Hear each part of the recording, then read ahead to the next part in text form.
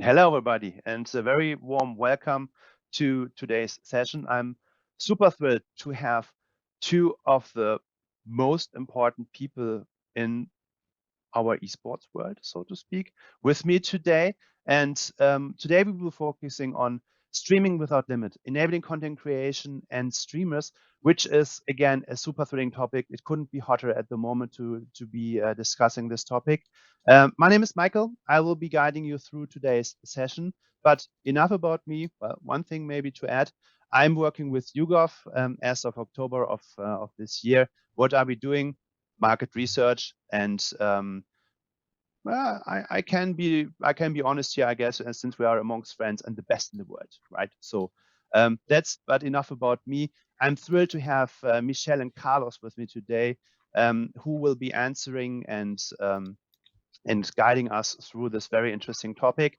But first things first, quick introduction from you guys. Michelle, over to you. Could you please do us the favor and give a quick introduction? Thank you, Michael. Hi, everyone. I'm Michelle Zhao. I'm currently a director of GCR Gaming here at Meta. It is my pleasure to be here to meet you guys online. I'm really happy to talk to you about the topic that we would like to discuss today. And I've been with the company for almost 2 years, and seeing the transition from Facebook to Meta now, can't be more excited to share with you what we have. I'll be doing with the gaming, online gaming, as well as the metaverse. Yes, over to you, Carlos. Then. Hello, everyone. Super excited to be here. Thank you for having me. My name is Carlos Alimurung. I am the CEO of One Esports. Our mission is to share and celebrate the stories of esports heroes who ignite the world with strength, hope, dreams, and inspiration. And I've had the privilege of being CEO of this business for the last 2.5 years, and the business has grown incredibly, primarily because esports and gaming has also grown tremendously in this part of the world. And it's been an incredible honor to tell the stories of all the incredible esports heroes from this part of the world and put them on the world stage. Super interesting. And dear viewers, as you heard and saw, this is really a world-class lineup. So Carlos, to start with you, you already mentioned it. There has been happening quite a lot over the last couple of years. And I don't want to start with a view into the future because that's always quite difficult, right? But from your perspective, how have streaming platforms evolved over the last couple of years, and especially looking into content creation, which you already mentioned? So what has changed over the last couple of years here? Yeah, this is a great question. First I would say that I've been in Asia now for about 3 years, and I come from the North America market. So one of the things that I've been incredibly surprised about, North America versus Asia, is that in North America, the streaming platforms are pretty much dug in. It's a pretty dug in is the best word to describe it. There are a handful of players, and that's it. But here in this part of the world, the global platforms are big, as you would expect, but there are also local platforms that are kind of arising. And now, they occupy a very small part of the market share. The global platforms are the biggest, but that's one kind of interesting dynamic, which I really didn't see in the United States. Here, there tends to be, it's a little bit more dynamic in terms of the streaming platforms that are available for consumption, and also if you're a creator. The other thing I would say is, one of our elements of our business is to stream the world-class esports competitions that we host. And we cover some of the biggest titles in the world: Dota 2, Mobile Legends, just to name a few. And what I will say, it's been very interesting to see that certain platforms dominate in certain gaming titles. So it's a very interesting space to be in when you are a storyteller, because there's sometimes is a matching game that we got to play with the game, with the platform. Now, what I will say, is that Meta is dominant across most of the games. So typically we're always streaming on that platform. But there are some nuances with certain titles that are strong on certain platforms and others. So that's what I would point out as kind of interesting to see in the evolution in the last 3 years. One is more entrance from local players.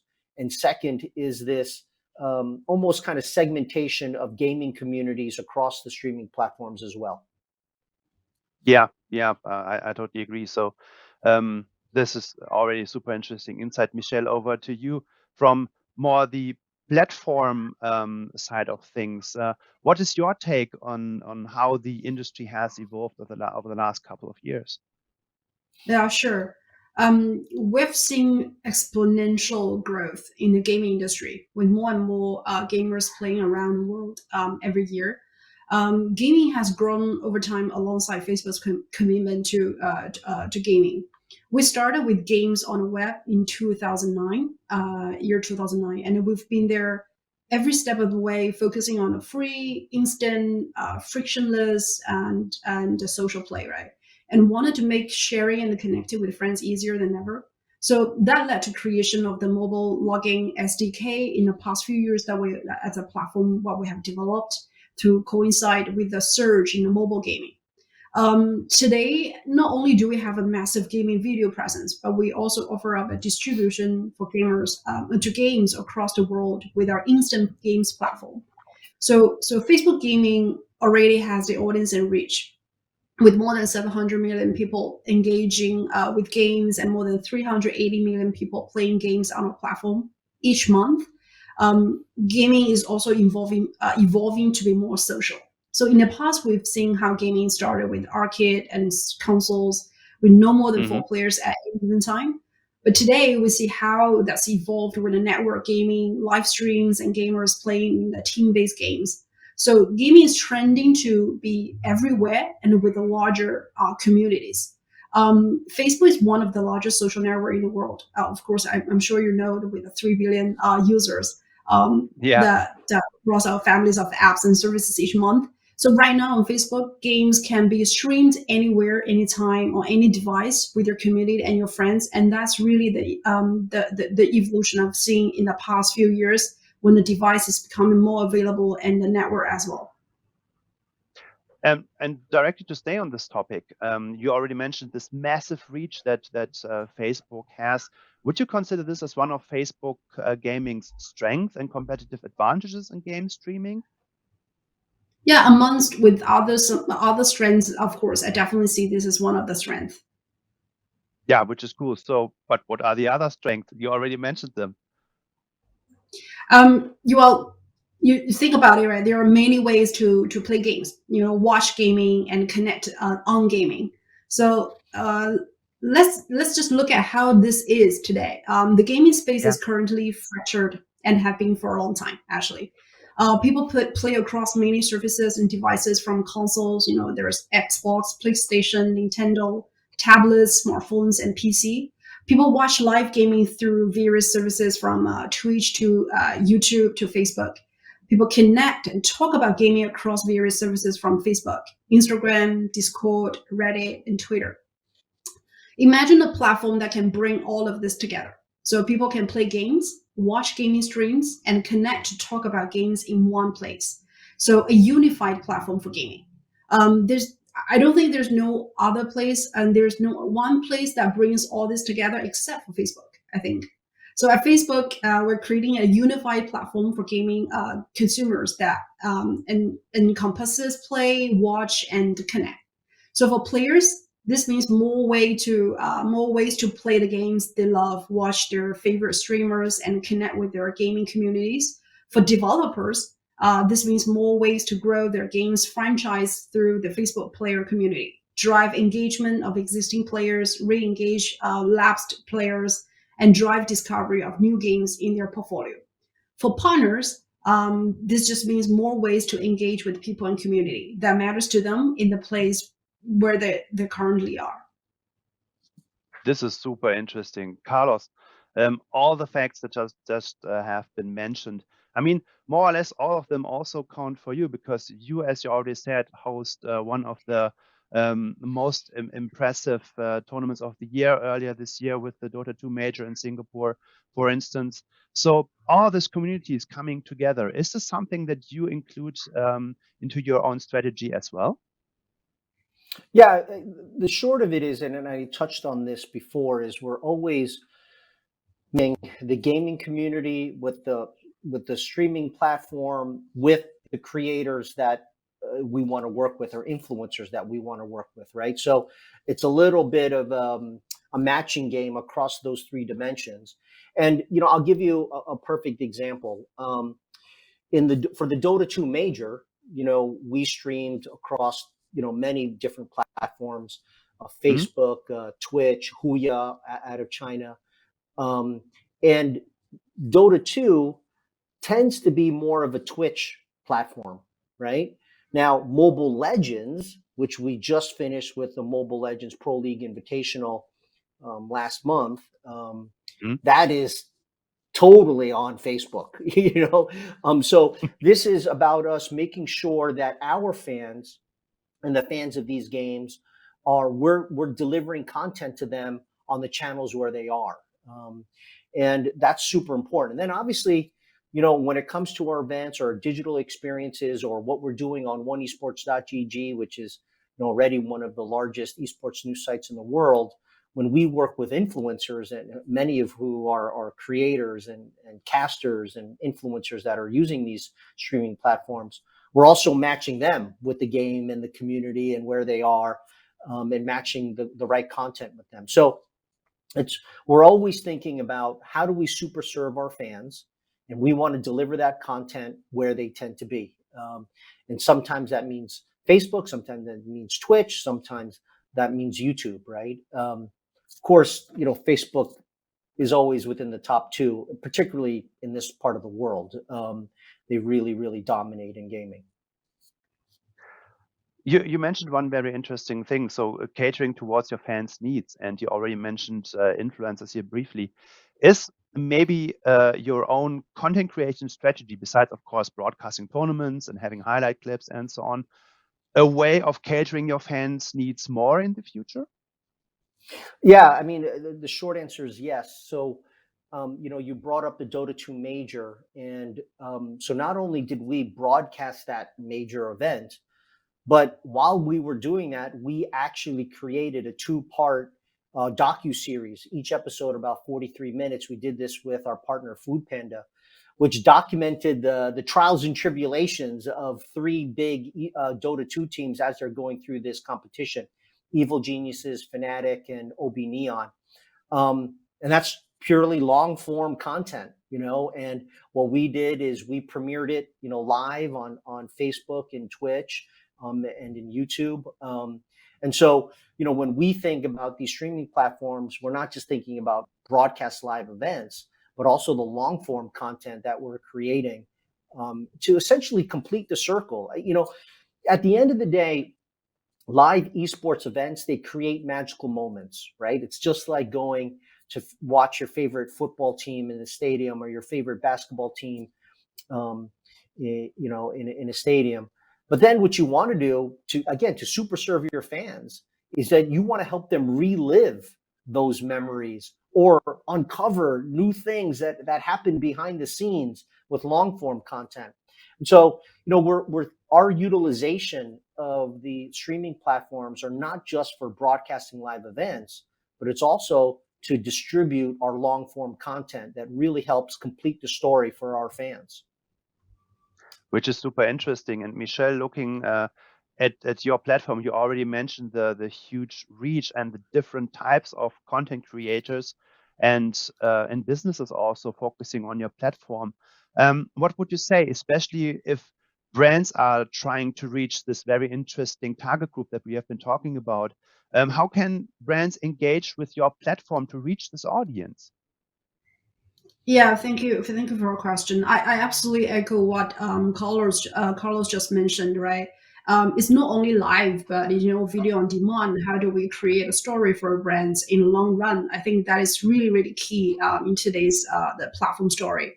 For us, I do think, creating this video on demand or live streaming with a broad audience, right? We have recently done, it was a really interesting event, and it's the first for Facebook gaming in APA that we actually live streamed a concert, a musical and concert with one of our gaming clients in China. It's not even gaming, right? But it's the title. They invited all these musicians and orchestra to come and perform at a concert, and that's been streamed on the Facebook platform, gaming platform actually. This is really to enhance this user, experience in their game, because what the music they play is literally the games in the game, is the music in the games. So those are the various ways how the brand engage the platform, not only promoting the game, but promoting a brand on Facebook. So another thing that is very big for us, and we urge our the brands and our advertisers, customers out there to think about, is the gender equity and inclusive community with LGBT, and to have all this content be more inclusive of all the communities on the platform. And we have seen super interesting brand collaboration opportunities with non-gaming brands, advertisers. Those are very interesting, the collab ads that is joined by the gaming companies and non-gaming. They actually creates a really refreshed ads format and ideas to the fans and to the consumers out there. And of course, creators who are making a living and a career.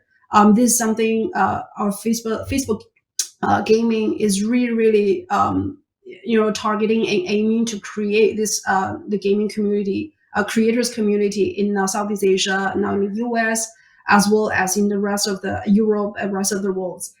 This will be our 2022 focus as well. Very cool. And you already mentioned this very, very, very, very different type of opportunities that you have in engaging with your platform, especially looking into that. From my perspective, Southeast Asia, and specifically, is one of the strongest mobile markets in the world. Would you say that having the right format as a video production or content production or whatsoever is specifically important for this market, or is it just a no-brainer that needs to be done anyway? Yeah, absolutely. That needs to be done anyway, right? And when we're talking about this market, especially Southeast Asia or even Hong Kong, absolutely, you have to have that mindset when you start to think about your brand and media strategy. Carlos, that totally relates to you as a content creator, right? Yeah. So a few things about being mobile first. I mean, look, I would argue, certainly you got to be mobile first if you're in Asia, but if you're targeting Gen Z or millennial, I don't care where you are in the world, you got to be mobile first. So I just generally think the answer is mobile first, regardless of where you are in the world. One of the things that when we in our last, as I said, our last big competition, the Mobile League, the Mobile Legends Pro League Invitational. We brought in FWD, which is a very big insurance company, McDonald's, which everyone knows, and obviously Secret Lab. Those were the three big sponsors of the competition. And one of the things that we really took advantage of was, the live chat in the comments that's happening during the broadcast. And that's a huge opportunity if you, if you're a savvy marketer to, typically, when you run a live esports event, you have moderators, because things can get a little, you need to discipline a few people in that chat sometimes. But the way we view moderation is that it's not just a role around protecting and making sure that it's a safe environment, but we also use our moderators to essentially proactively engage and talk and discuss with the people in the comment section, in the chat section, because that's where so many of the activities are happening, and many of the entertaining things that actually happen in the comment section and in the chat section during these live broadcasts. So that's one thing that we always encourage our brand partners to think about. And we always, tell them, is that, hey, there's this huge opportunity during a live broadcast to really engage and really connect with the esports community, the gaming community through the comment section and the chat function. I think it's a very underutilized part of kind of the marketing tool set, and so we really play that up, and it's been incredibly effective. It's also because it's also one of those rare opportunities where a brand can expose to this community that they know the vernacular, that they know the culture, that they can walk the talk, and things like that. So, I think, that is something that I encourage all brands to think about, and how to engage in the comment section and in the chat session during a live broadcast. Yes, absolutely. I mean, looking into memes and into the chat itself, if you are not really into the topic, you have no clue what the people are talking about there, right? Because it's only like pictures, memes, and so on going on. But we already have to come to a close. Believe it or not, time flies when you're having fun, right? So, guys, thank you very much. I think it's safe to say, streaming without limit, yes, that's true. We still have potential to grow and to reach our targets in the future even better. Michelle, Carlos, thank you very much for this incredibly valuable insights, and let's reconnect soon. Everybody, all right, thank you very much for joining. Bye. Thank you, Michael. Bye. Bye.